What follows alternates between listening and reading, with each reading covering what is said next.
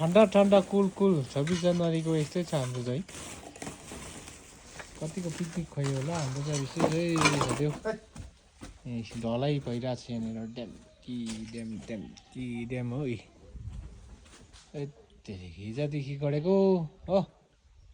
आज चाहिँ फाइनल गर्नुपर्ने चाहिँ हातहरू बाँधेर जस्तो भएको छ ढलाइ गराइछ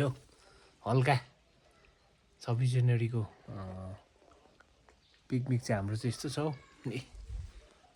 हौ